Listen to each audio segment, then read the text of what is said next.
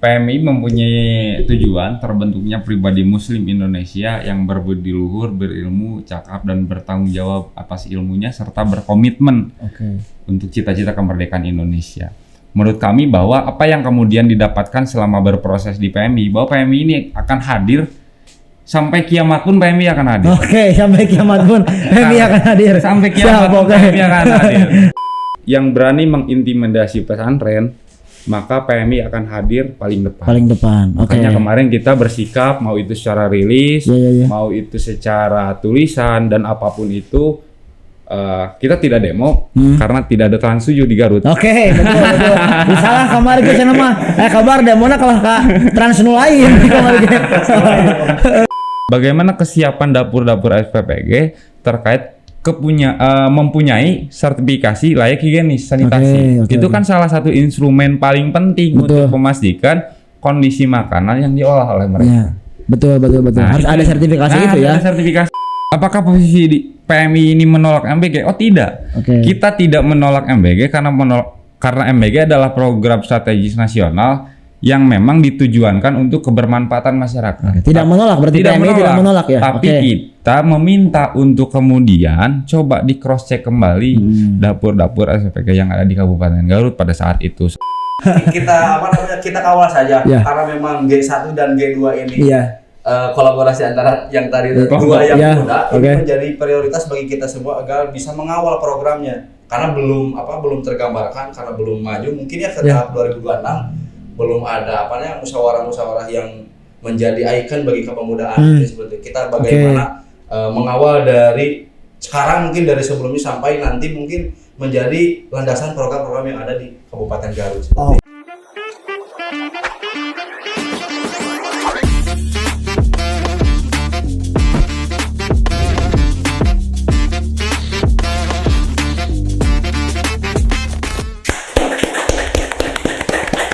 Assalamualaikum warahmatullahi wabarakatuh. Sampurasun.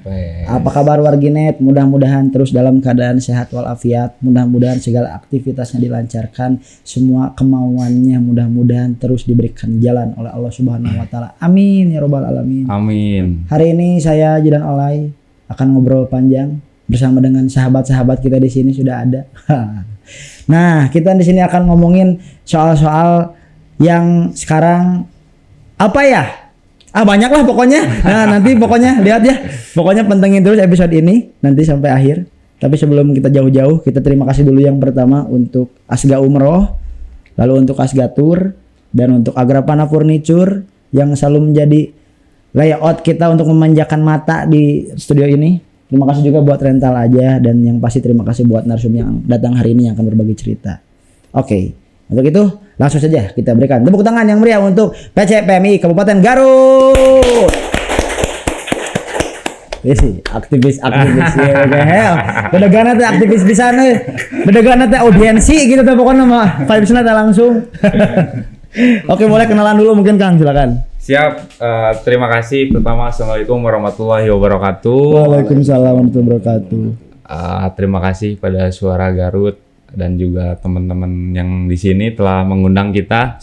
Dari PC PMI Kabupaten Garut. Saya Adrian Hidayat, Kang. Kebetulan saya ketua cabang PC PMI Kabupaten Garut yang baru kurang lebih 1 bulan. 1 bulan terpilih karena kemarin baru regenerasi kepengurusan. Jadi saya termasuk ya pemimpin barulah di antara organisasi eksternal yang lain yang ada di Kabupaten Garut. TUM berarti ya, kita nyebutnya TUM ya. TUM. Biasa sih TUM lah, sahabat-sahabat yang lain. Siap. Sabulan berarti lantikna bareng jeung Purbayanya. Bareng lah jeung Purbaya lah. Kang, boleh silakan kenalan. Baik, langsung saja mungkin Kang, terima kasih mungkin kepada host. Siap. Dan langsung saja perkenalkan, nama saya Fatih Abdul Bari, selaku Ketua Bidang Hubungan Antar Kelembagaan Organisasi PC PMI Kabupaten Garut periode 2025-2026. Setahun. Ya, setahun. Oke. 2025-2026. Siap. Hubungan antar kelembagaan eksternal.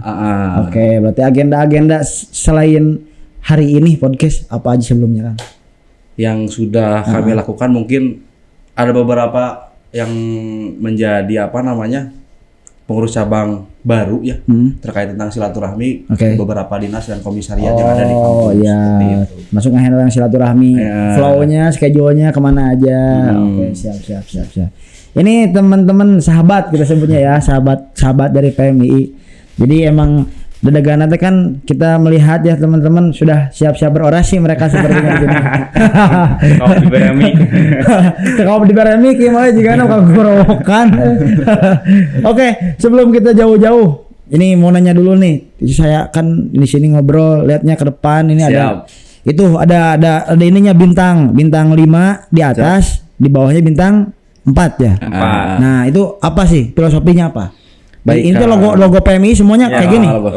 Oke, nanti editor sorry ya nanti ditayangin dulu logo PMI. Nah, di situ ada 5 bintang di atas, 4 bintang di bawah. Apa tuh filosofinya? Baik, mungkin Kang kita ambil garis kesimpulannya saja. Yang pertama mungkin pendekatan secara mungkin untuk mengenali PMI terdapat 4. Yang pertama mungkin pendekatan secara yuridis atau beberapa produk yang ada di PMI. Yang kedua filosofis yang mungkin akan tanyakan terkait tentang filosofis logo ini seperti apa, artinya seperti kumaha, seperti itu. Yang pertama mungkin Kang di sini ada yang pertama mungkin bentuk. Ini kalau misalkan kita artikan sebagai perisai. Artinya dalam bingkai keberanian di organisasi KPMI. Hanya mungkin ada beberapa warna di sini dan beberapa elemen yang termasuk mungkin bintang dan garis di tengah. Nah, garis putih. Oh iya, garis putih ya benar. Nah, yang pertama mungkin Kang karena memang di sini ada 3 warna. Yang pertama mungkin warna kuning, warna biru muda dan biru tua. Oh iya, ada biru tuanya. Ada biru tuanya. Yang pertama mungkin Kang ada beberapa bintang di sini. Yang pertama ada 5 bintang di atas. Dan 4 bintang di bawah, terutama mungkin yang menjadi Akang penasaran itu kenapa bintangnya 1 yang paling besar. Nah, itu boleh. Ya, benar. Nah, karena memang di sini ada beberapa arti Kang. Yang pertama mungkin dalam bingkai arti filosofi di PMI 9 itu artinya ada peta dari Wali Songo. Artinya wali dari 9 wali. Iya, keseluruhan. Kalau misalkan beberapa bintang yang kita artikan 4 bintang di bawah, 5 bintang di atas, menggambarkan 4 mazhab yang di bawah. Mazhab Syafi'i, Maliki, Hambali. Ya, seperti itu. Yang ketiga mungkin ada yang 5 bintang di atas dan 1 bintang yang paling besar menggambarkan dalam khalifah 4 Abu Bakar, Umar, Utsman dan Ali. Nah, mungkin yang ini yang paling besar Kanjeng Nabi. Kanjeng Nabi Muhammad SAW. Dan beberapa mungkin warna yang pertama mungkin warna kuning sebagai arti keberanian. Betul. Yang biru muda arti daripada keseluasan langit yang ada di bumi. Iya. Yang biru tua mungkin menggambarkan sedalam-dalamnya lautan. Artinya carilah ilmu sedalam-dalam mungkin, artinya seperti itu Kang. Menyeluruh sekali ini ya ternyata filosofi saya.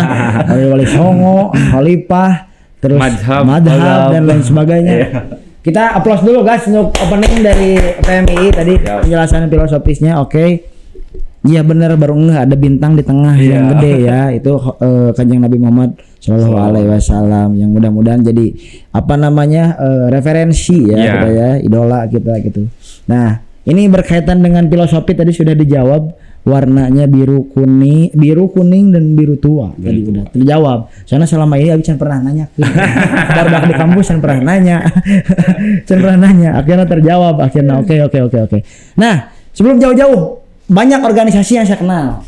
Selain PMI banyak. Apa yang membedakan PMI dengan yang lainnya? Kira-kira? Ya, jadi Kang pertama mungkin organisasi kemahasiswaan kalau kita bicara di Indonesia kan sangat banyak. Betul. Mau itu organisasi kemahasiswaan yang memang berbasis keislaman, nasionalis ataupun kemasyarakatan sekalipun. Anggap bahwa kita seringkali disandingkan dengan beberapa organisasi kemahasiswaan lain eksternal kampus kayak HMI, kemudian GMNI. Kami kemudian kalaupun bicara soal lintas keagamaan kita ada teman-teman dari GMKI, PMKRI. Nah, itu kan dikelompokkan kalau kita sering bilang namanya Cipayung Plus. pasti dari setiap organisasi punya perbedaan dan ciri khasnya masing-masing kan. Nah, kalau bicara perbedaan PMI dengan organisasi yang lain, kita terletak pada corak keislaman kita. Bahwa secara jelas dan juga tegas, corak keislaman kita yaitu Ahlus Sunnah wal Jamaah. Itu yang kemudian menjadi pondasi dasar kita. Pondasi mau itu dalam berpikir ataupun bergerak. Kita berbeda dengan organisasi lain secara keislamannya, mau itu secara ideologisasinya, ya kita memakai konsep kaderisasinya berbasis Islam yang Ahlus Sunnah wal Jamaah. Oke. Itu ikonnya ya, kita ada Ahlus Sunnah wal Jamaah. Oke, siap. Tadi udah ngomongin filosofi, udah ngomongin perbedaan, sekarang kita ngomongin gimana tanggapan PMI terkait tentang video santri yang viral? Wah, mantap. Langsung aja kita nggak usah lama-lama. Mumpung ada PMI di sini, kita tanya bagaimana tanggapannya terkait santri-santri itu yang rame itu. Ya, ini forum yang paling saya suka sih ngebahas yang kayak gini kan. Jadi memang sebelum kita berangkat dalam kemarin memperingati Hari Santri, beberapa hari ke belakang kita disuguhkan dengan fenomena fenomena isu bahwa ada salah satu media yang kita katakan trans itu kemudian menggiring satu opini terkait bentuk suatu pensudutan terhadap pesantren, lingkungan pesantren. Nah, kita sebagai PMI yang memang notabene lahir dari rahim-rahim pesantren, hampir 80% dari 100% kader-kader PMI ini alumni pesantren. Santri semuanya. Makanya ketika ada fenomena itu, kita secara terpusat dari pengurus besar di Jakarta, pengurus koordinator di Jawa Barat sampai ke cabang, bahwa kita mendeklarasikan secara tegas apa yang dilakukan oleh Trans 7 ini merupakan bentuk intimidasi terhadap pesantren. Nah, sementara PMI sebagai organisasi mahasiswa menjadi salah satu garda terdepan untuk kemudian siapapun dan dari kelompok manapun yang berani mengintimidasi pesantren, maka PMI akan hadir paling depan. Makanya kemarin kita bersikap, mau itu secara rilis, mau itu secara tulisan dan apapun itu, kita tidak demo karena tidak ada Trans 7 di Garut. Betul. Misalnya kemarin ke sana mah kabar demona kalau ka Trans nu lain kemarin. Nah, artinya bahwa fenomena kemarin menjadi satu pembelajaran ya kan, terlebih khusus kepada teman-teman kita yang di jurnalis, apapun yang kemudian menjadi satu tulisan dan kemudian satu sajikan konten, itu kan ada undang-undang dan peraturan yang memang mengikat. Kebebasan pers kita jaga, akan tetapi kan ada pertanggungjawaban secara hukum di sana. Artinya bahwa apa yang ditampilkan oleh Trans 7 kemarin itu bukan arti menjawab bagaimana lingkungan pesantren. Itu hanya serpihan dari beberapa kecil hal yang memang proses pengajaran.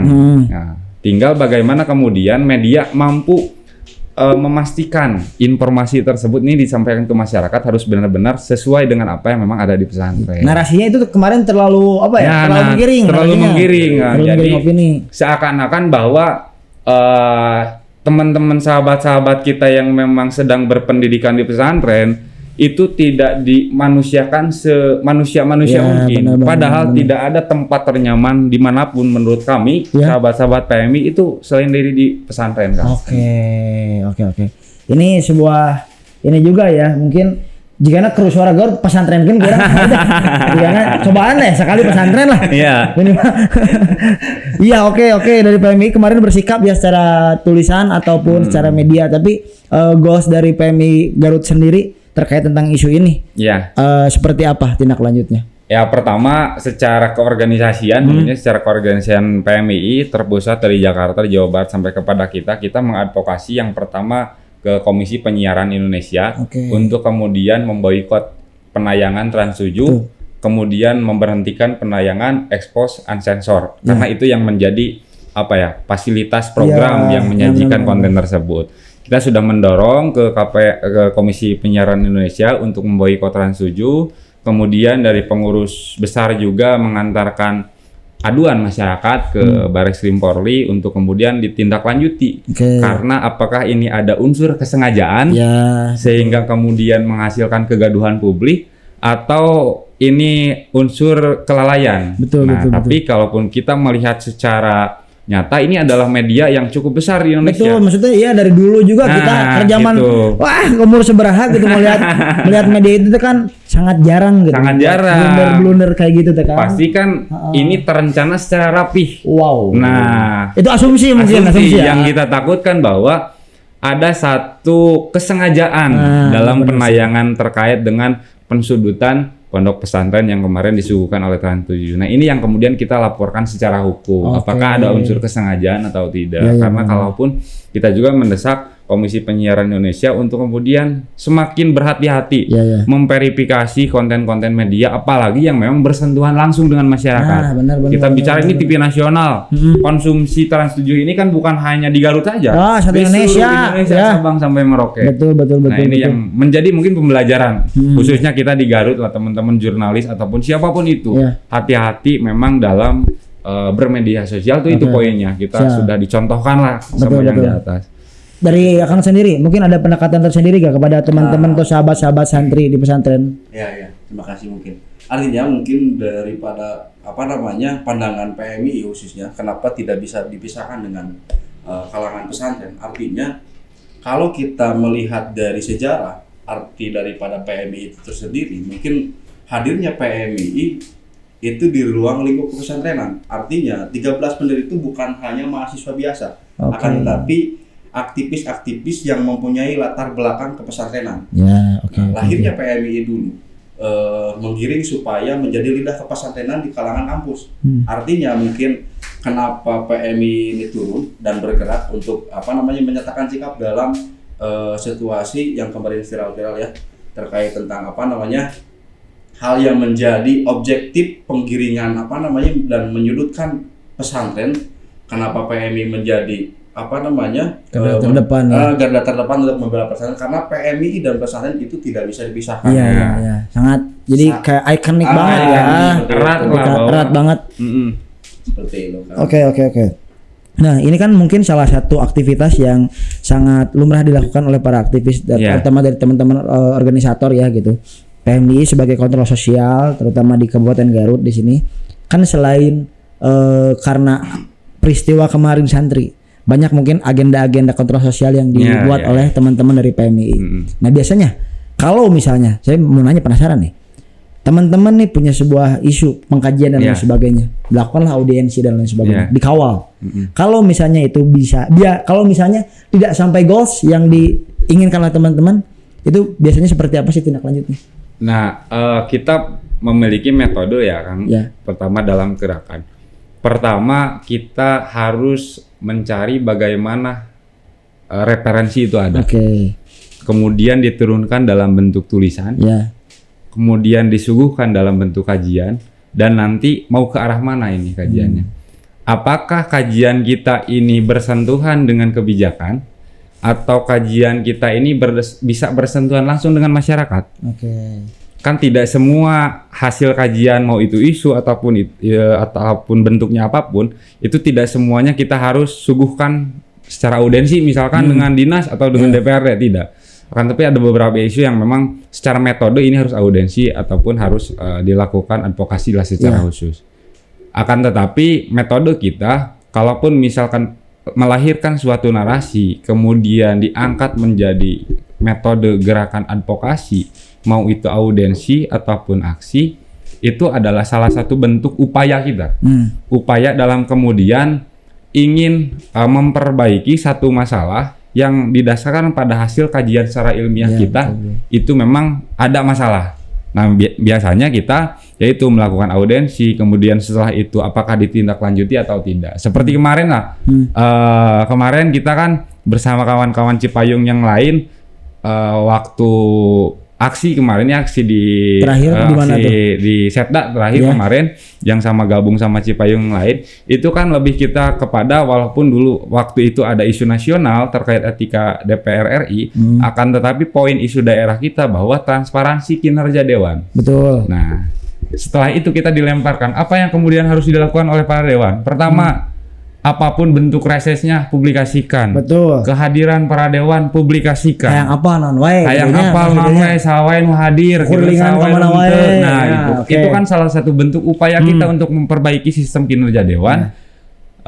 Juga untuk mengetahui kepada masyarakat. Oh iya dewan nu dipilih ku urang teh geuning aya wae ya. Bener. Setidaknya teu pernah panggil ge aya wae itu di Instagram. Ya, bener. Semua sekarang udah punya media kelihatan sosial gitu kinerjanya.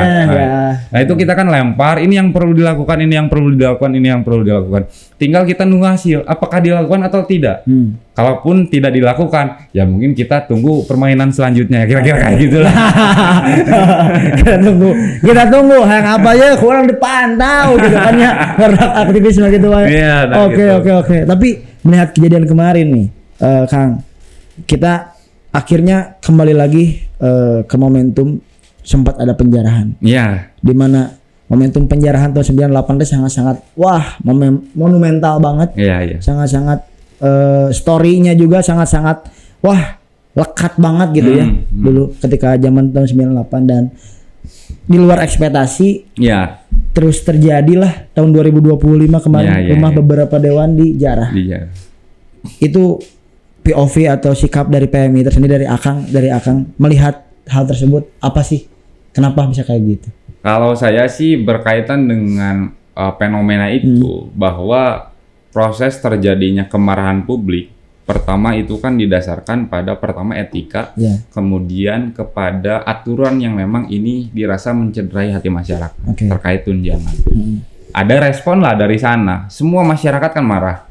Mau itu aktivis, mahasiswa, buruh tani, siapapun marah ketika melihat etika DPR RI seperti itu. Ada aturan yang kemudian ini urusannya sama urusan tunjangan ketika kondisi masyarakat sedang tidak stabil, tapi malah DPR RI mengeluarkan kebijakan tersebut dan juga peraturan-peraturan yang lain. Ini kan memancing amarah. Betul. Nah, POV kami bahwa kemarahan itu organik yang memang atas dasar keresahan masyarakat. Organik atas dasar keresahan masyarakat. Akan tetapi karena kemudian ketidakkooperatifan DPR RI ataupun telat responnya pemerintah pusat sehingga menimbulkan kemarahan yang baru. Ya, benar. Nah, ini secara tidak langsung hadirnya beberapa oknum yang kemudian masuk kepada penjarahan dan lain sebagainya. Ya, pesannya bagi kita kepada pemerintah ataupun siapapun itu, ketika ada kemarahan publik, ini bukan dalam arti untuk merusak negara, tapi kan untuk memperbaiki sistem yang ada. Maka untuk segera direspon. Jangan sampai baru masyarakat udah full marah, kemudian kecewa, segala bentuk dilakukan, baru ada sikap. Nah, jangan sampai telat kayak gitu. Nah, karena kemarin tuh permasalahannya kayak gitu. Tinggal bagaimana respon cepat pemerintah ini yang ditunggu-tunggu kan kemarin. Benar. Karena memang banyak oknum juga sih gitu. Maksudnya kemarin itu lihat media sosial gitu ya. Dari mulai kasus almarhum Afan Kurniawan dan sebagainya. Asa rudat kieu Indonesia. Itu kabar baik teh tinggal ditanya. Rudat kieu, sedangkan masyarakat kepada teman-teman mahasiswa berharap sebagai agent of change dan lain sebagainya gitu. Karena masyarakat orang kudu kumaha bingung menyuarakan teh kasaha dan lain sebagainya, dan itu peran teman-teman mungkin ya. Nah, dari aktivitas kemarin nih, Kang, dari Akang sendiri apa saja sih yang dilakukan ketika ada fenomena-fenomena kemarin? Baik, mungkin ketika tadi sahabat ketum mungkin sudah menjelaskan terkait tentang kemarahan dari masyarakat yang tidak menjadi sebuah asumsi yang sampai di Dewan Perwakilan Rakyat. Artinya ini menjadi landasan untuk kedepannya bahwa DPR itu harus sigap dalam menangani ataupun menyerap aspirasi masyarakat khususnya. Kalau misalkan kita tadi kan berasumsi dalam konteks kemarahan masyarakat karena tidak didengarkan.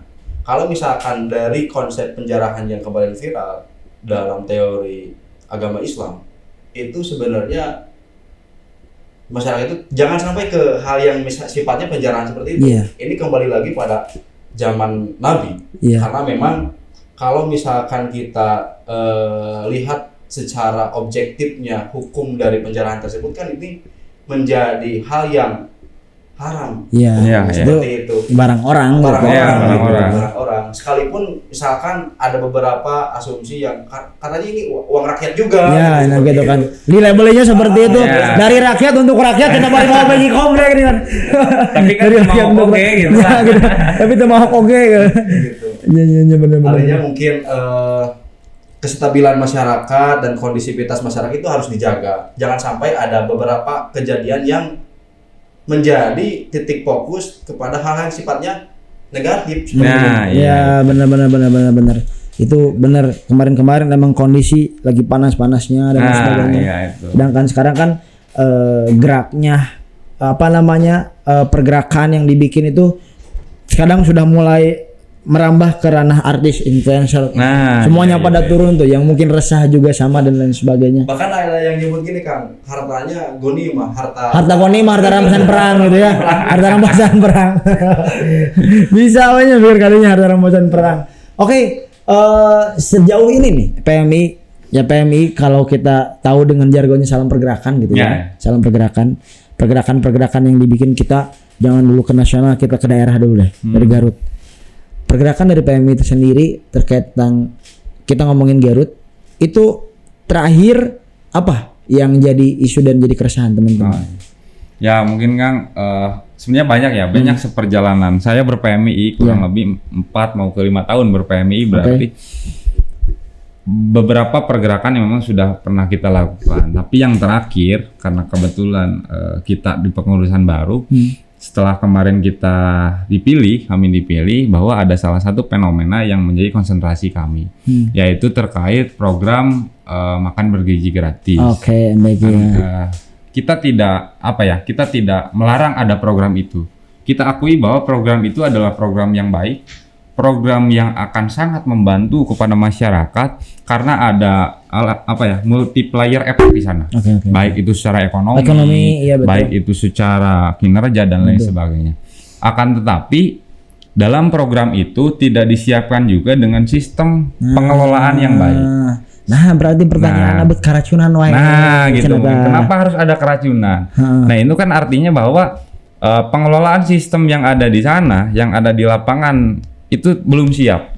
Kemarin kita mengkritisi terkait dengan bagaimana kesiapan dapur-dapur SPPG terkait mempunyai sertifikasi layak higienis sanitasi. Itu kan salah satu instrumen paling penting untuk memastikan kondisi makanan yang diolah oleh mereka. Betul. Nah, harus ada sertifikasi itu ya. Ya, kadang masyarakat mungkin nggak tahu, misalnya masih berpikir, ada mungkin masyarakat yang masih berpikir kayak jika kabeh jelema bisa deh boga dapur sorangan gitu. Jika ada ya. Oke gitu. Dan yang ditemui dari teman-teman PMI apa tuh terkait fenomena kemarin yang di Garut? Ya makanya mungkin Kang ada kemudian yang memang mempertanyakan juga ke saya, apakah posisi di PMI ini menolak MBG? Oh tidak. Kita tidak menolak MBG karena MBG adalah program strategis nasional yang memang ditujuankan untuk kebermanfaatan masyarakat. Tidak menolak, berarti PMI tidak menolak ya. Tapi kita meminta untuk kemudian coba di cross check kembali dapur-dapur SPPG yang ada di Kabupaten Garut pada saat itu sampai kepada kemudian kita juga menyampaikan ke Haji Cucun Syamsul Rijal, Wakil Ketua DPR RI, ketika inspeksi ke Garut kita memberikan kajian temuan kita yang memang fenomena POP kita terhadap MBG yang ada di Garut, sampai pada akhirnya kemarin ada terjadi lagi fenomena, kita pun langsung berkomunikasi lah dengan pemerintah daerah karena kan di Garut ini telah terbentuk satuan tugas untuk kemudian percepatan pelaksanaan makan bergizi gratis yang memang diketuai oleh sekretaris daerah instruksi dari Kemendagri. Nah, kita menginginkan ada optimalisasi peran Satgas di sini, bukan hanya bekerja saat ada keracunan saja. Ya, benar. Tapi kemudian harus memastikan bahwa program ini pertama itu harus benar-benar sampai kepada penerima manfaat sesuai dengan aturan dan ketentuan yang ada. Kemudian pengolahannya di tiap-tiap dapurnya itu harus juga sesuai SOP yang ada. Kemudian segera selesaikan persyaratan-persyaratan yang memang menjadi wajib ya, kayak tadi SLHS dan juga yang lain-lain. Betul. Perintilan kayak gitu ya.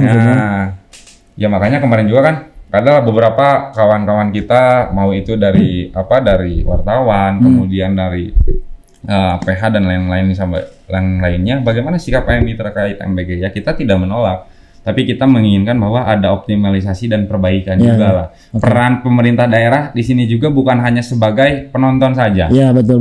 Pemerintah daerah harus punya satu keterlibatan yang khusus dengan MBG. Jadi walaupun ini adalah PSN, tapi jangan desentralisasi juga dari pusat, apa-apa dari pusat, jangan. Benar. Kita kan punya hak otonomi daerah. Maksudnya bahwa ketika ada program datang dari Garut, ya setidaknya pemerintah daerah pun dilibatkan lah, maksudnya dilibatkan bukan hanya dilibatkan pas riweuh nawe, da geuning tempo riweuh mayar puskesmas tetep ku APBD, lain ku APBN, bukan dari negara lah gitu. Ada uang daerah yang kemudian disisihkan untuk korban-korban di sana. Nah itu sih yang kemarin kita coba tawarkan juga ke Sekda, yang kemudian beliau sebagai Satgas untuk coba didorong regulasi Garut lah, regulasi yang memang ada di Garut, entah itu mau bentuknya perda ataupun perbub yang memang mengatur bagaimana MBG yang ada di Garut. Sudah ada respon dari Sekda? Nah, Sekda kemarin bilang kalau kita akan segera merespon itu dengan berkoordinasikan dengan BGN. Nah, mudah-mudahan dalam waktu singkat ke depan ada respon yang baik, dan itu yang kemudian menjadi titik utama tujuan kita bahwa di Garut ini jangan hanya menerima, semuanya harus memang teratur secara jelas. Betul. Kita kan hidup di negara hukum walaupun itu PSN, tapi kan kita ada otonomi daerah. Percuma tuh kalau ada otonomi daerah tapi semua aturan kumaha BG. Nah, eta gitu. Jadi punten mohon izin Pak Sekda nya dikawal masih ku PMI dah. Teu poho barudak. Oke. Jadi emang secara kontrol sosial gitu ya dari teman-teman aktivis ini itu hal apapun gitunya maksudnya. Ari lamun udah nyentuh kayak ya guys jadi hal anu kudu orang turun ya gitu. Dari mulai urusan duit, urusan tuang, segala rupanya apapun ya. Yang paling penting tujuan kita kan metodenya ada 3. Kita bicara soal kemahasiswaan, kita bicara soal keislaman, juga kebangsaan, kerakyatan. Ya betul. Walaupun mungkin POV dari lain PMI dengan loba ngurusin kemasyarakatan, kebangsaan, kemahasiswaan dan keislamannya tidak diurus. Oh tidak, kita mengurus juga. Kemahasiswaan kita memastikan bahwa kadar-kadar PMI di tiap-tiap kampus ini harus benar-benar menjadi seorang garda terdepan dalam mempertahankan NKRI, wawasan kebangsaan, kemudian menjaga nilai-nilai dalam konteks keislaman pun sama. Gitu. Oke. Nah ini ya Kang yang hubungannya dengan konteks hubungan lembaga di eksternal ya. Tadi di PMI-nya kurang lebih seperti itulah. Apa upaya dari Akang tersendiri terkait tentang isu-isu yang terjadi di Garut? Biasanya langkah cepat yang selalu dibikin itu timeline atau konsepnya seperti apa nih Kang? Contoh misalnya ada isu atau apa? Bagaimana sih prosedur yang selalu akan lakukan? Baik mungkin Kang, karena memang kami organisasi yang memang dengan beberapa bidang yang ada, kami ada terkait tentang ketua bidang kajian dan pembangunan daerah. Artinya mungkin penyerapan dari setiap permasalahan atau isu-isu yang ada di Kabupaten Garut khususnya ini diambil oleh bidang kajian dan pembangunan daerah. Artinya seperti itu. Kita mengkaji terlebih dahulu, dan mungkin tahap daripada setelah kajian tersebut kami ada penggiringan secara propaganda terlebih dahulu. Atau misalkan sebelum kita maju ke tahap yang kita sebut audiensi atau aksi, ini ada beberapa tahap yang harus semua dari setiap bidang itu paham isu tersebut. Artinya seperti itu. Dan mungkin masuk ke ranah audiensi dan aksi. Ini ada titik diplomasi yang saya itu berperan di sana. Artinya mungkin ada beberapa bidang yang menjadi landasan untuk bergerak. Artinya ada bidang kajian dan hubungan antara kelembagaan beserta ketua bidang kajian pembangunan daerah itu mengkaji hal-hal yang memang menjadi krusial di Kabupaten Garut khususnya.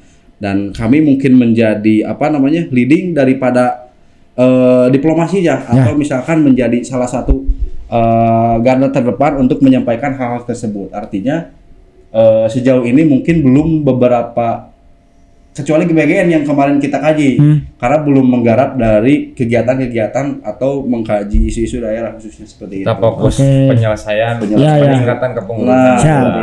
Itu kan butuh waktu ya. Dalam artian butuh waktu. Teman-teman di sini kajian, teman-teman di sini audiens atau aksi, tenaga waktu, pikiran, semua dicurahkan. Nah, terkadang gitu ya, pertanyaan dari masyarakat awam, apakah yang teman-teman lakukan beresiko atau tidak? Nah, Nah itu mungkin seetik boleh lah.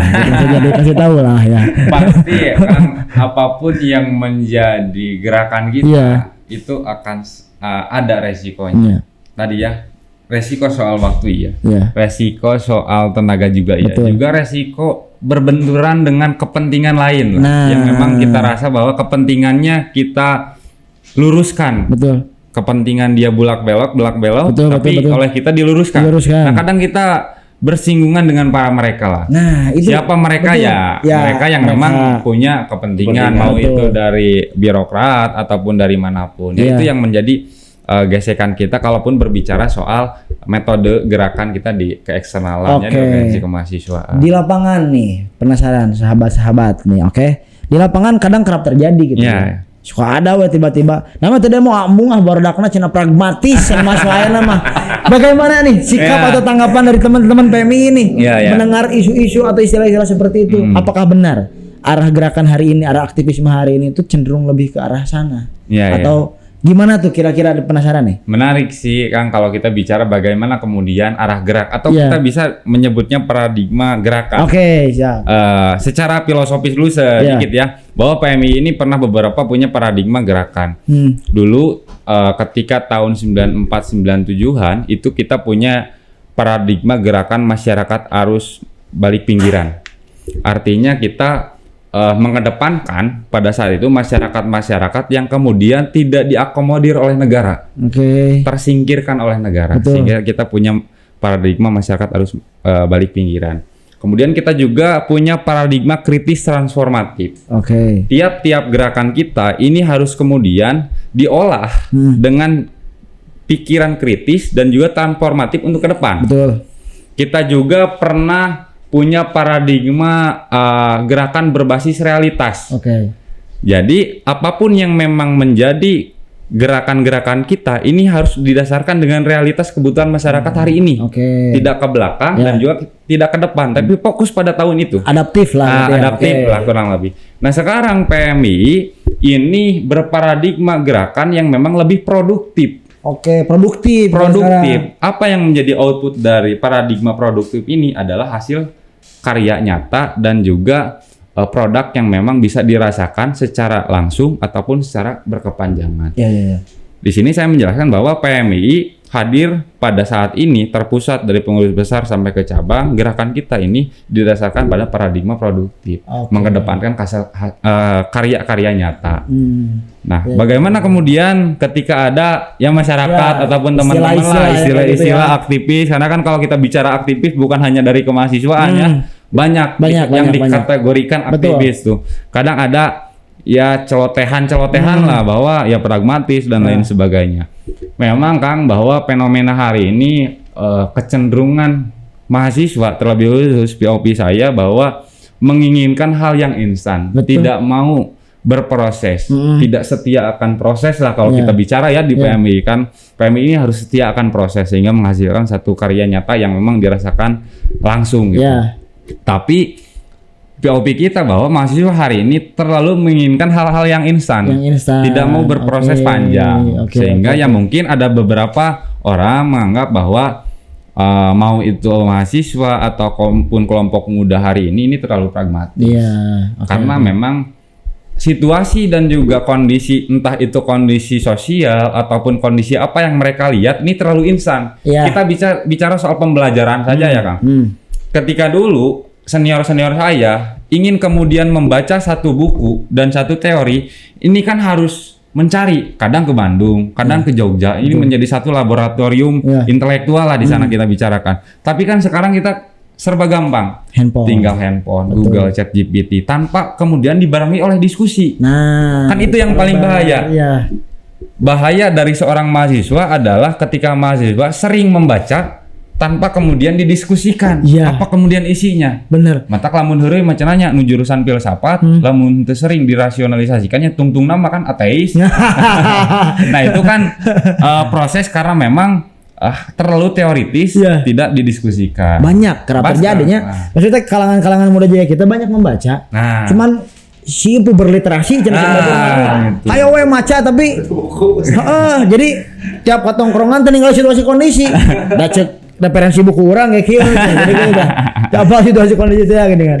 Kang gimana nih dari barusan? Penambahan mungkin maka di PMI menghadirkan beberapa agenda Kang, khususnya mungkin bukan hanya mengandalkan daripada membaca buku saja, tapi ada konsep 3 di sana. Yang pertama mungkin baca, kaji, diskusi. Artinya mungkin bukan hanya membaca secara utuhnya saja tekstual dari isi bukunya, tapi kita mengkaji secara dalam dan kita diskusikan dari setiap kepala yang ada di lingkungan forum tersebut. Mungkin ada beberapa pandangan yang berbeda, referensi bukunya berbeda. Betul. Ini menjadikan hal yang menjadi taraf proses bagi kita di PMI, bahwa bukan hanya kita membaca buku tamat, tapi ada beberapa tahap yang kita lakukan untuk memahami isi buku tersebut, isi kita olah bareng-bareng. Nah, kata saya pernah membaca buku Kang, buku Mahbub Junaidi, ketua PB PMI pertama.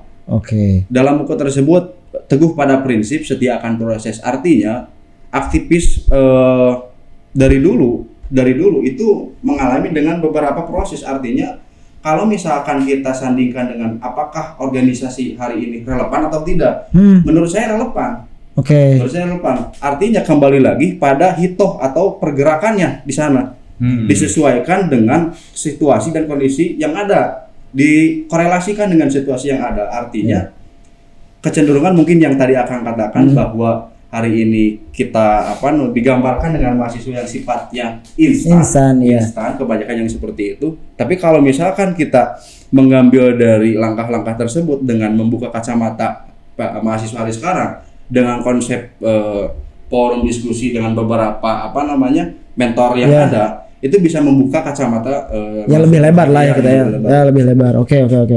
Nah, tadi menarik juga sih ketika ngomongin relevan ke organisasi atau tidak. Karena ya banyak POV yang berbeda gitu. Tidak semua organisasi bisa menyebutkan hari ini relevan gitu.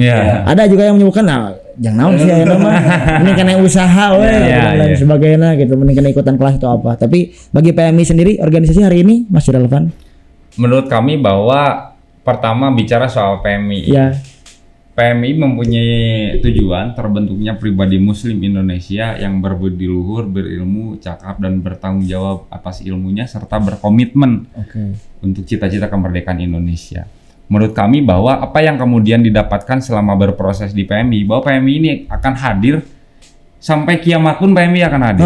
Sampai kiamat pun PMI akan hadir. Sampai kiamat pun PMI akan hadir. Karena memiliki tujuan untuk kemudian membentuk pribadi Muslim Indonesia yang berbudi luhur, berilmu dan juga cakap. Sementara kebutuhan seorang mahasiswa itu diantaranya yaitu berbudi luhur, kemudian ingin berilmu serta cakap dalam berbicara. Betul. Sehingga PMI adalah menjadi tempat yang kemudian sampai kapanpun tidak akan tergeserkan. Mau itu diserang oleh arus fenomena digital seperti apapun. Akan tetapi sampai hari ini pun PMI bisa beradaptasi. Tinggal bagaimana kemudian kita PMI ini mampu beradaptasi. Karena Kang mungkin PMI ini udah tua kalau secara organisasi. Kita udah berumur 65 tahun. 65 tahun. Kalau kita mengibaratkan PMI ini sebagai anatomi tubuh, harusnya kita melangkah pun sudah susah. Ingin menggapai pun sudah susah lah, sudah pelupa kalaupun kita menganatomikan PMI ini sebagai anggota tubuh. Tapi pada buktinya hari ini PMI mampu tetap hadir walaupun sudah tua. Kita tetap eksis mau di ruang kemasyarakatan, ruang keagamaan, apalagi di ruang kemahasiswaan. Artinya bahwa masih ada trust dari kader-kader juga kan kita sudah melewati berbagai zaman, berbagai rejim penguasa, tapi PMI tetap hadir. Di zaman rejim itu namanya rejim Tapi ini jadi pertanyaan juga buat saya teman-teman, bahwasannya kehadiran PMI sampai per hari ini masih eksis dan lain sebagainya. Pertanyaannya adalah dengan ikon Muslim, dengan identiknya pesantren dari tubuh PMI, tantangan modernisasi bagaimana cara mengatasinya? Ari akan tersendiri. Baik, terima kasih Kang. Artinya mungkin ini menjadi tantangan dan menjadi salah satu PR bagi kita semua, bagaimana untuk menyesuaikan dengan zaman hari ini seperti itu. Kalau berbicara tentang fikih Kang, karena menjadi kalau fikrus siasah, artinya fikih berkembang dengan zaman, artinya menyesuaikan dengan kondisi yang ada. Organisasi ini menjadi salah satu organ yang menyesuaikan dengan kondisi yang ada, artinya tidak meninggalkan hal-hal yang sifatnya leluhur kami. Artinya jawabannya halus aja, makan pikir langsung.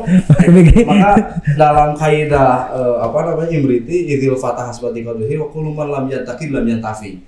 Artinya bahwa kecenderungan proses pemuda itu dilakukan dengan tekad yang benar-benar, artinya seperti itu.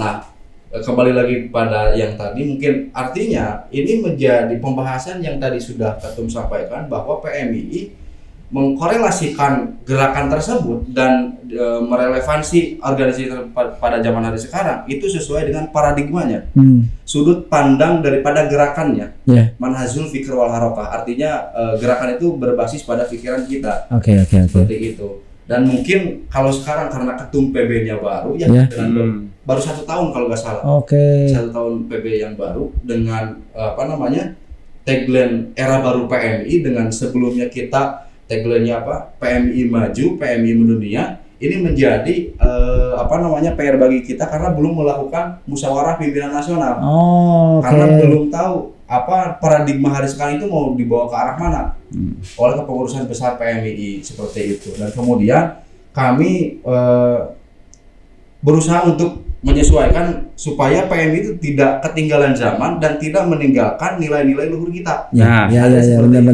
Jadi pegangan itu PMI itu di arah sana, bahwa sesulit apapun tantangan hari ini, kita jangan sampai lepas dari yang namanya kecerdasan pikiran, ketepatan dalam bergerak. Kecerdasan pikiran, ketepatan dalam bergerak, diksi yang bagus, yang logis. Ya, oke. Cukup panjang, padat obrolan kita. Cek abg naon? Iya 15 poin, tutup lama kedua kali kan ngobrol. Oke. Kita ngobrol tadi sudah panjang dengan teman-teman sahabat-sahabat dari PMII. Sebetulnya ini kalau nggak ada durasi waktu, kita 2 poin mau beres sih sebetulnya. 2 poin mau beres sih pembahasan ya. Jadi kita udah ngomongin MPG, kita udah ngomongin fenomena santri yang viral juga. Di sini paling saya ingin coba nanya lebih ke personal sih. Personal dari akang masing-masing. Sekarang ber-PMII dan sudah menjadi struktural yang bertanggung jawab di PMII untuk 1 tahun ke depan. Apa sih keresahan untuk Garut? Oke, Kang. Saya pertama memang mulai melek tentang bagaimana Garut. Ini jujur saja sejak kuliah. Dari mulai SMK ke SD saya tidak terlalu mengikuti bagaimana Garut. Kadang bupati dari masa ke masa kita lurah wae kadang tak rapaleun, paham-pahamna bahwa ketika sudah di kampus dan ber-PMI. Karena PMI menjadi salah satu wahana untuk kemudian kita mampu menjadi yang warga yang kembali lagi ketika ke masyarakat ini mampu menjadi agen perubahan di masyarakat. Tantangan kita berarti harus tahu bagaimana fenomena Garut dari masa ke masa. Menurut kami bahwa hari ini Garut dengan memang segala keluar biasaan yang ada, mulai dari SDM-nya yang sangat banyak berkompeten, kemudian infrastruktur yang seharusnya bisa dijadikan sebagai salah satu unggulan di Kabupaten Garut. Bicara soal pariwisata kita tidak terhitung, dan kemudian juga bicara soal kecerdasan pemuda sangat banyak. Tinggal bagaimana kemudian pemerintah daerah mampu hadir untuk memastikan pemuda-pemuda, mahasiswa-mahasiswa yang ada di Garut ketika setelah berkuliah ini kembali lagi ke Garut dan membangun Garut. Terutama itu. Akan tetapi permasalahan kita hari ini dari tahun ke tahun yaitu keterlibatan pemuda. Apalagi kita nih di bulan-bulan Sumpah Pemuda kan ya, keterlibatan pemuda di Kabupaten Garut ini sangat kurang. Sangat kurang. Kita bicara soal misalkan mekanisme musyawarah perencanaan pembangunan daerah, musrenbang lah katakanlah. Itu kan harus ada keterwakilan pemuda dan lain sebagainya. Akan tetapi pemuda-pemuda yang memang bacaan saya selama 5 tahun kemarin ke belakang ini kurang dilibatkan secara langsung dalam pembangunan. Mungkin harapan kita hari ini ketika ada salah satu pemimpin kita hadir dari kelompok muda dan diseimbangkan dengan kita sering bicara ini pemimpin Garut nih kelompok tua dan kelompok muda. Dan mudah-mudahan kolaborasi di antara kelompok tua dan juga kelompok muda ini lebih mampu memprioritaskan untuk penglibatan pemuda. mau dalam bentuk apapun. Karena saya yakin bahwa ketika pemuda itu dilibatkan, maka Garut ini akan senantiasa lebih progresif ke depan. Iya betul, karena Garut itu sudah tidak cicing gitu. Tidak cicing Garut itu sumpah. Kaduk-kaduk tiba-tiba anyar tiba-tiba iya gitu. Cuman tadi dari ketum keterlibatan pemuda mungkin ya mohon izin ya Ibu dan semuanya pokoknya ya yang ada di sana mungkin dilibatkan lagi pemuda Musrembang lah. Kita libatkan lah. Oke. Dari Akang sendiri personal apa sih keresahan untuk Garut? Kalau secara personal banyak sih. Jadi kita kawal saja karena memang G1 dan G2 ini kolaborasi antara yang tadi dua yang muda ini menjadi prioritas bagi kita semua agar bisa mengawal programnya karena belum tergambarkan karena belum maju mungkin ya ke tahap 2026 belum ada musyawarah-musyawarah yang menjadi ikon bagi kepemudaan seperti kita bagaimana mengawal dari sekarang mungkin dari sebelumnya sampai nanti mungkin menjadi landasan program-program yang ada di Kabupaten Garut. Oke, siap. Terima kasih. Sebelum closing, ada satu pertanyaan lagi. Ini selalu menjadi paradigma atau mungkin selalu menjadi istilah yang ngambang Cak Abim ini. Kenapa teman-teman aktivis, teman-teman organisator yang selalu bersuara di jalan itu terkesan jangan sampai masuk ke ranah politik. Suatu saat jadi aya waktu itu istilah stigma jika marane turun ke jalan tinggal ikeun ku aing suatu saat marane asup jadi DPR. So, aya we gitu kan? Iya. Nah, ini mah ngobrol gitu ya, ya.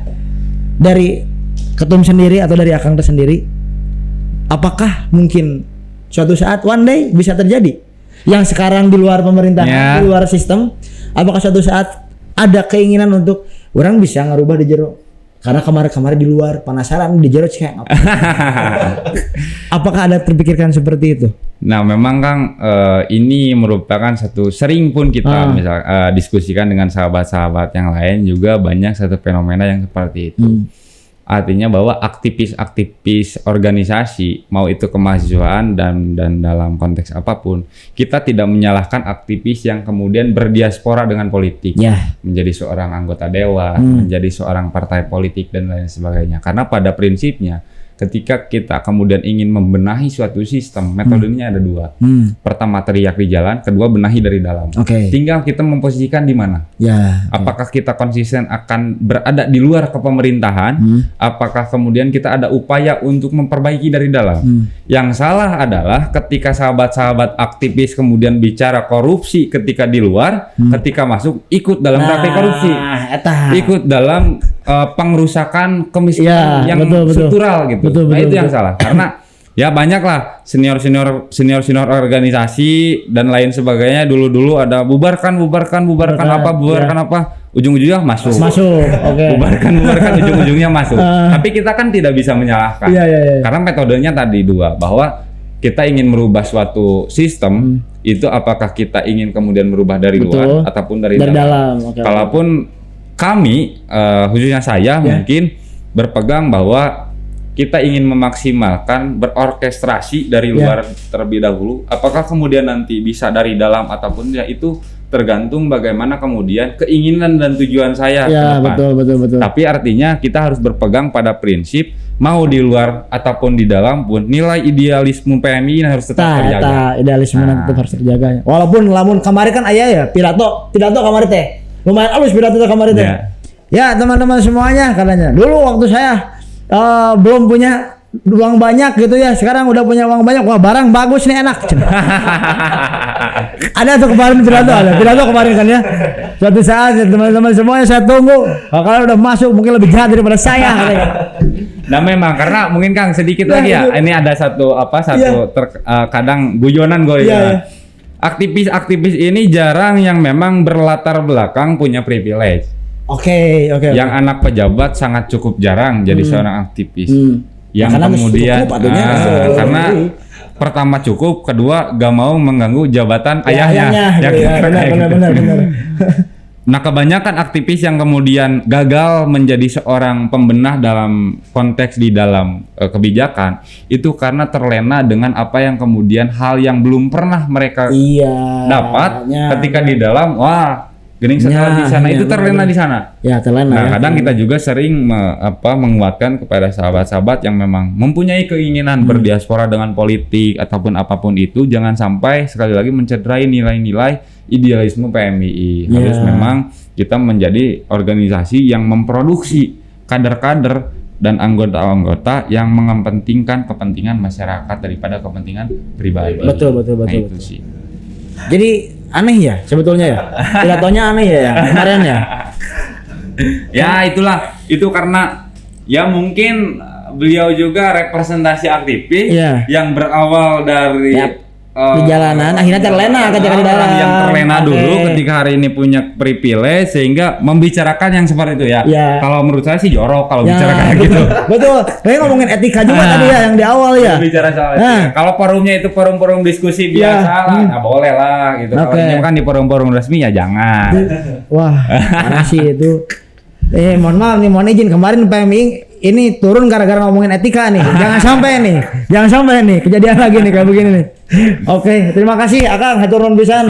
Obrolan sebetulnya masih panjang, harusnya ya seru, tapi ini karena udah durasi, terakhir aja closing statement. Closing statement di sini supaya aya masuk ya karena pointor ya.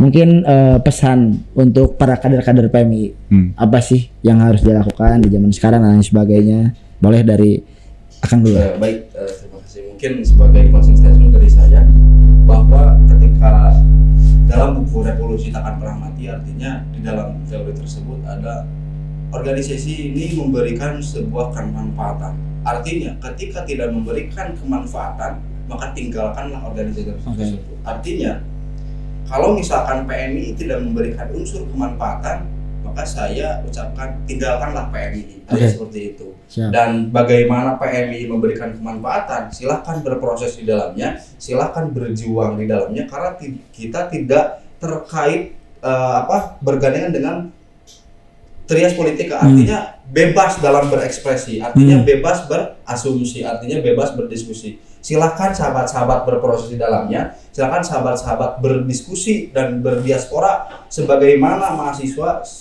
menjadi agent of change dan social controlnya, menjadi salah satu figur kebebasan untuk menyampaikan hal-hal yang menjadi keresahan bagi masyarakat. Oke, siap. Dari ketua. Siap. Pertama pesan saya kepada kader-kader, sahabat-sahabat anggota ber-PMII, kita memiliki satu pegangan bahwa sekali ber-PMII maka sampai mati pun kita ber-PMII.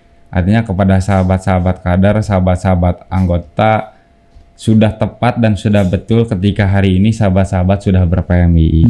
Dan kepada mahasiswa lain, sahabat-sahabat, ya mari kita ber-PMII. Karena PMII ini bukan hanya terlahir untuk kemudian menjadi seorang aktor politik saja, akan tetapi PMII hadir di berbagai komponen-komponen masyarakat.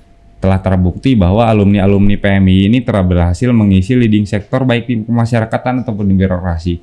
Kita punya ulama, kita juga punya pimpinan pondok pesantren, kita punya dosen, kita punya politisi, kita punya pengusaha. Artinya bahwa sahabat-sahabat mahasiswa yang kemudian ingin mempunyai referensi pasca berkuliah, maka PMI adalah salah satu organisasi yang tepat untuk kemudian dijadikan sebagai fasilitas sahabat-sahabat untuk berkembang, baik secara profesi ataupun secara organisasi. Apalagi yang memang saya bawa hari ini karena kebetulan saya dari ITG yang memang kerangka berpikir saya seorang engineer.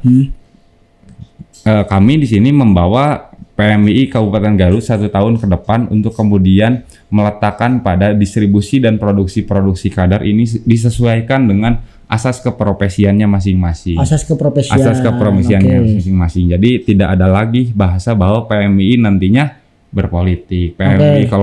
Kalau nanti jadi anggota PMII bakal itu mah PMII mah kerja di anggota partai, kerja di seorang tidak. Bahwa hari ini PMII akan kemudian hadir menjadi organisasi yang memang bertujuan untuk menguatkan nilai-nilai keprofesian akademik mahasiswa-mahasiswa yang ada di Kabupaten Garut khususnya. Itu setahun ke depan mungkin arah gerak dari ketua ya mungkin ya. Oke. Paham. Nah, karena tadi kita udah menggebu-gebu ngobrolin isu segala lupa. Terakhir. Tadi dia terakhir, tapi aku kepikiran terakhir deh. Closing. Saya pengen ada sebuah segmen di mana saya itu masih jadi teh. Dia PMI ya. Oke. Oh keluar tenanan Mbak Iyalah 2. Ini dari kalian kan satu organisasi di PMI, satu struktural. Mungkin entah baru berkenalan atau udah kenal lama gitu ya. Tapi ingin lah sedikitnya mungkin otokritik atau mungkin kasih wejangan lah. Yang pertama mungkin dari Akang ke ketua dulu. Kira-kira apa sih mungkin yang dari apa yang ingin Akang berikan saran atau wejangan untuk ketua kedepannya setahun? Ya, ketua sabar, sing dahar, misalnya nu hari itulah boleh, silakan. Ya boleh lah dari Akang ke ketua dulu. Pesan mungkin ya. Ya pesan. Apa menjadi PR bagi ketum kedepannya bahwa organisasi ini adalah organisasi kaderisasi. Jangan sampai kita terlena dalam gerakan-gerakan yang eksternal, artinya seperti itu. Kita fokus ke leading internal, fokus terhadap pada kondisi organisasi tersebut. Bagaimana organisasi tersebut hadir untuk memberikan sebuah unsur kemanfaatan bagi mahasiswa dan kemudian ada yang melanjutkan setelah kita beres. Artinya organisasi kaderisasi ini jangan sampai punah begitu saja, menghilangkan titik-titik yang menjadi kewajibannya. Artinya seperti itu. Jangan tertitik fokus pada gerakan sosial. Titik fokuslah kepada sifat yang menjadi kewajiban organisasi tersebut. Maka menjadi kalau di PMI trilogi PMI kan ada zikir, pikir, amal soleh, komitmen, kejujuran dan kebenaran.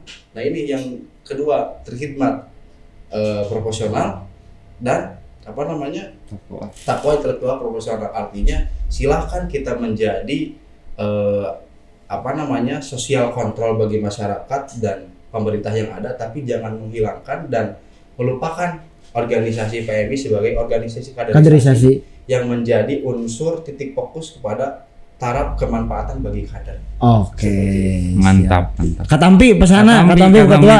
Ayeuna cobi di ketua ayeuna Akang, mangga cik. Ya mungkin pesan saya kepada sahabat-sahabat pengurus karena Kang saya pun di beberapa orang baru ketemu di kepengurusan karena kita ada 7 komisariat definitif, artinya dari 7 kampus rekomendasi dari kepengurusan disatukan dalam satu bentuk forum. Kita kepengurusan total semua ada 56 dan tidak semuanya juga saya kenal. Pesan saya sih kepada pengurus, pertama secara sederhananya yang sabar karena Anda semua punya pemimpin yang sangat insya Allah progresif ke depan, visioner, mantangna kudu daek diajak lompat. Sing sabar kudu daek diajak lompat. Yang kedua bahwa sahabat-sahabat di sini ada yang sudah 3 tahun ber-PMI, 4 tahun ber-PMI, ataupun sudah ada yang 5 tahun ber-PMI. Jadikan bahwa sahabat-sahabat sekarang sebagai pengurus cabang adalah aktualisasi pengabdian terhadap PMI dan juga Nahdlatul Ulama. Aktualisasi, aktualisasi pengabdian sahabat-sahabat di PMI dan juga di Nahdlatul Ulama. Karena asas keislaman kita adalah Islam Ahlus Sunnah wal Jamaah, sehingga sahabat-sahabat yang memang menjadi seorang kepengurusan harus mampu mengabdi secara ikhlas untuk kemudian menggapai tujuan PMI ini sebagai organisasi kaderisasi yang berasas Islam Ahlus Sunnah wal Jamaah yang dapat dirasakan kebermanfaatannya mau itu oleh kader-kader anggota-anggota ataupun oleh masyarakat di luaran sana. Itu saja sih pesan dari saya, Maka. Siap. Terima kasih sekali lagi, tepuk tangan untuk PCPMI Kabupaten Garut. Ngobrol kita padat banyak, mudah-mudahan kita bisa bertemu lagi di lain waktu. Mudah-mudahan bisa agenda lagi part 2 lah, kita ngomongin yang lain gitu kan. Lancar-lancar terus ketua. Siap, terima kasih. Tahun ke depan hatur nuhun Akang, hatur nuhun lengkap di Suara Garut. Terima kasih juga Warginet yang terus menyaksikan kami. Jangan lupa buat Warginet yang ingin menyampaikan aspirasinya, ketemu apa di jalan, ada yang resah langsung hubungi nomor di bawah ini. Sampai ketemu lagi di episode selanjutnya. Terima kasih, saya Jidan Olay. Wassalamualaikum warahmatullahi wabarakatuh.